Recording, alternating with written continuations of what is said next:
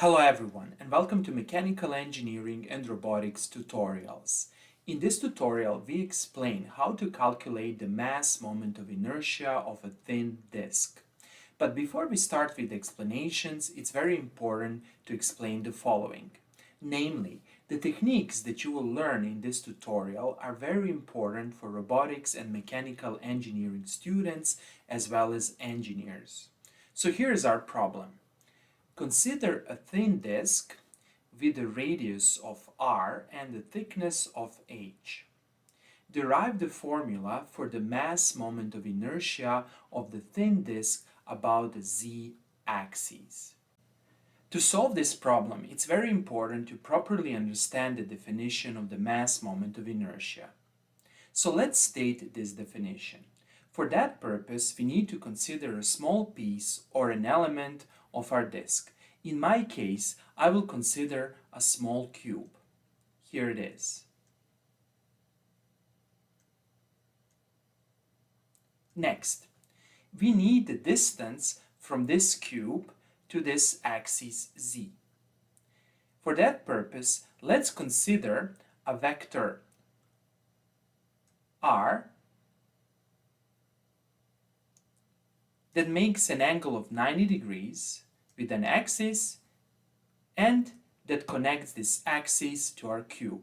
And here's the vector.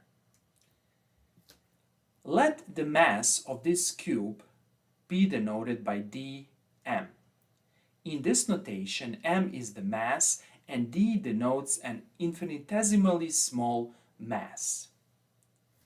Now, the moment of inertia, or better to say the mass moment of inertia of this small element with respect to the z-axis is defined like this: d I z. In this notation, I denotes the moment of inertia and z denotes the axis, and it's defined like this. It's simply r squared multiplying dm. Over here, r is actually the intensity of the vector r, and dm is the mass of this small element. This disk actually consists of an infinite number of these small cubes, and consequently we define the mass moment of inertia of a disk like this. Iz is an integral of diz, where the integration is performed with respect to the volume of this disk. The domain, or better to say the three-dimensional domain corresponding to the volume of the disk, is denoted by d, and we can simply write it here.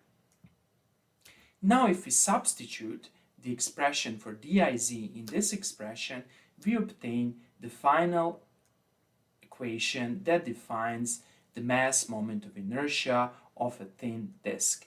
It's defined like this. It's an integral over the volume of the disk of r squared dm. Good. Since this is an integral over the volume, this integral can be represented as a triple integral over the domain d, that is over the volume of r squared dm. Next, dm can be written as density multiplying dv, where dv is the volume of this small cube. Then we can simply define our mass moment of inertia like this. It's an integral over d of r squared multiplying rho multiplying dv.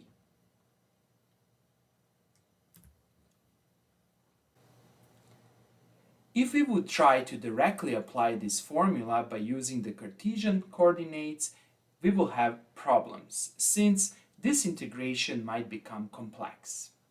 However, there is an easy way to evaluate this integral. The first idea is to introduce polar coordinates, and the second idea is to not to consider directly a cube, but an element that is very similar to cube and that can be expressed in polar coordinates. Let's explain this in the sequel. Over here you can see an illustration of the main idea for computing the moment of inertia. The idea over here is to segment this cylinder by using small elements having this shape over here. Over here you can see the top of the shape, and over here you can see the top of the shape in the two-dimensional plane at the top of our disk. First, we introduce polar coordinates r and theta. You can also pronounce this symbol as theta. Next, this element is shaped according to the polar coordinates.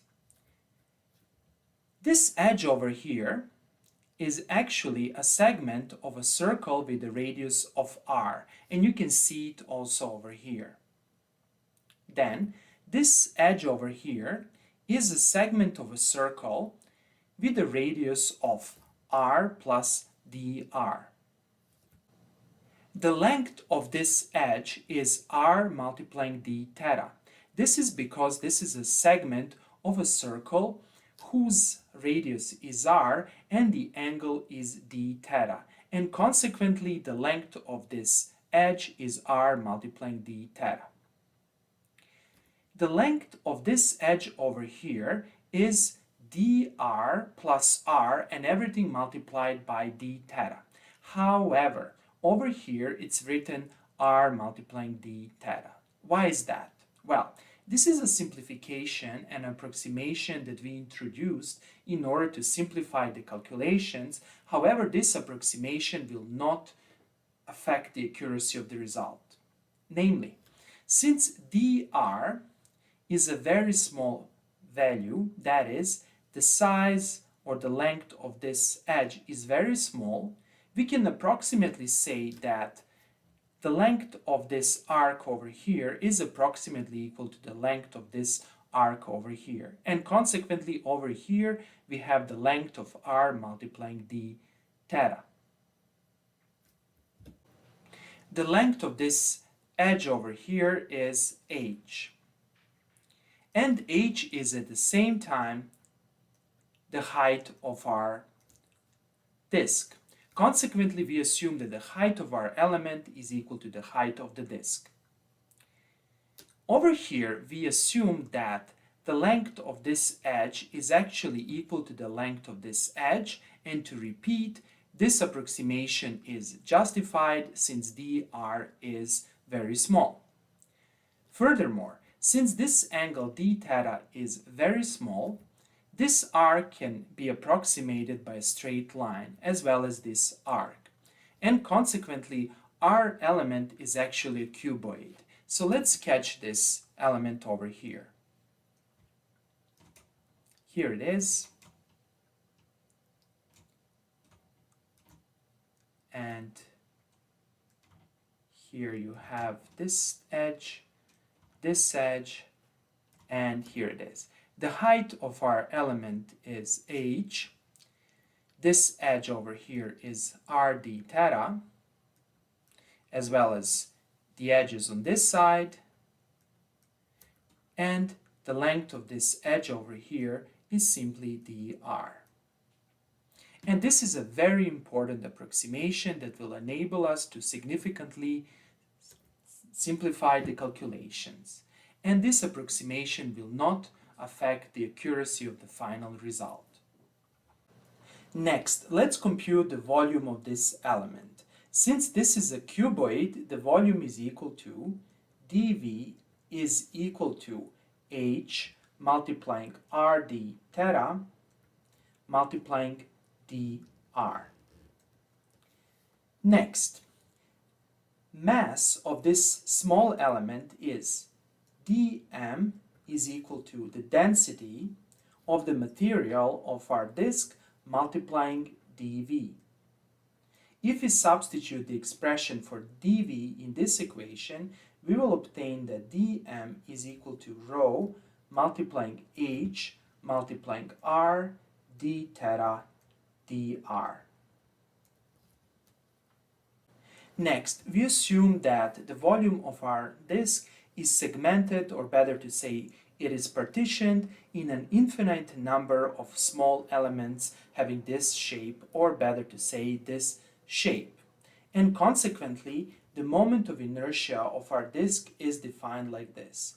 I is equal to an integral of r squared multiplying dm, where the integration is performed over the volume of our disk D.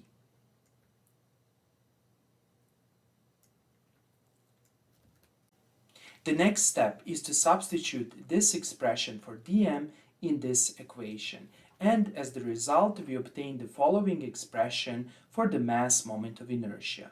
We can write I is equal to, and instead of this single volume integral I will write a double integral, and the reason for doing this will be explained later on.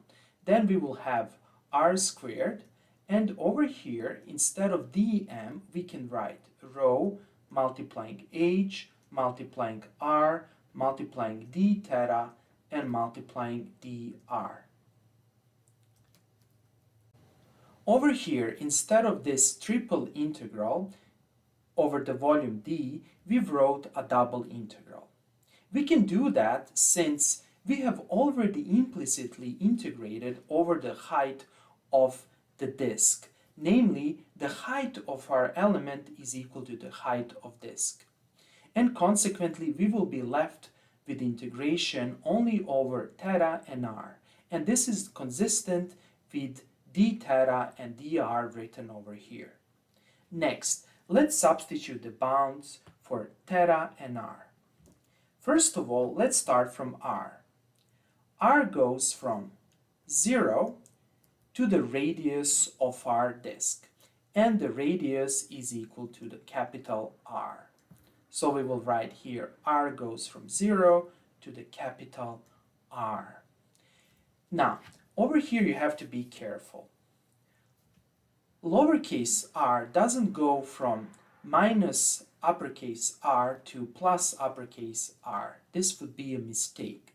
This is because the polar coordinate r is always positive, and consequently the lower or the smallest value is equal to 0.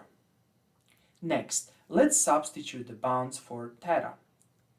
Theta goes from 0, that is, from this segment over here, to 2 pi.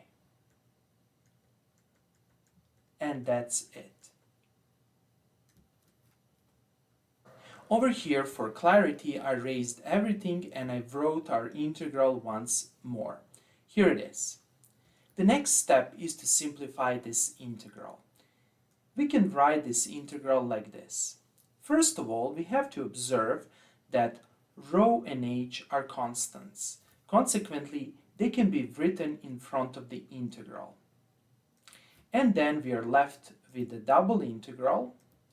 R goes from 0 to capital R, and similarly over here theta goes from 0 to theta is equal to 2 pi, and inside we will simply have r to the power 3 d theta dr.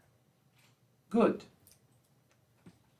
Let us explain the main strategy for solving this double integral.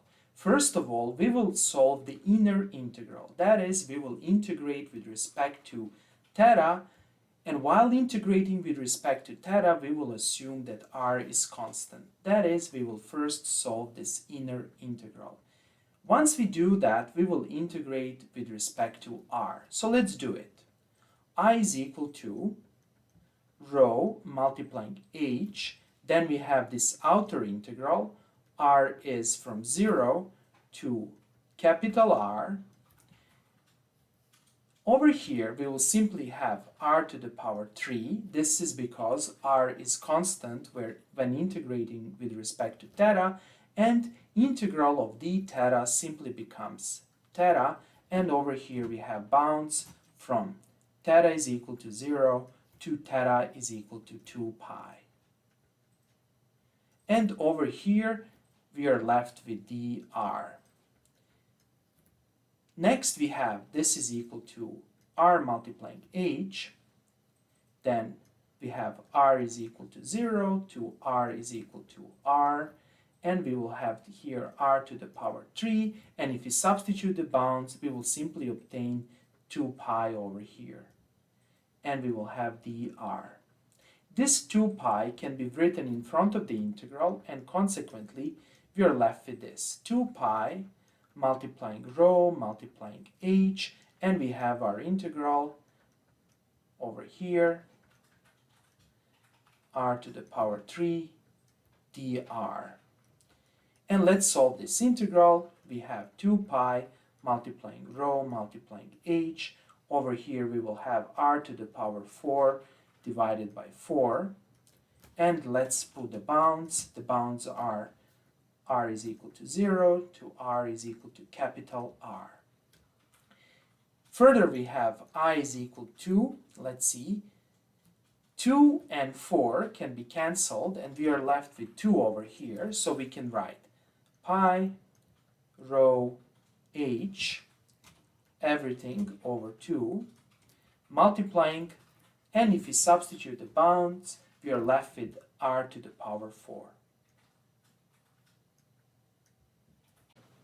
Our next goal is to write this expression in the terms of the mass of our disk. The mass of the disk is equal to the volume of the disk multiplying the density of the material of the disk. The volume of the disk is the area of the circle of the disk multiplying h.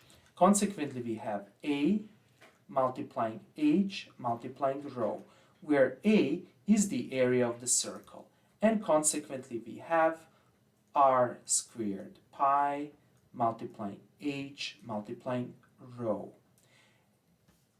So let's use this expression over here, and let's write I in terms of the mass. So we have over here I is equal to, we can take over here r squared divided by 2, and we are left with pi multiplying rho multiplying h and multiplying r squared. Now if we compare this expression over here and this expression over here, we will see that this expression over here is actually the mass, and consequently the moment of inertia of the disk is r squared over 2 multiplying the mass of the disk. And let's write this formula nicely here. And this is the form that you will often find in different textbooks. However, now you know how to derive this very important formula. And that's it. Okay, that's all for today, and see you in the next video tutorial. Goodbye.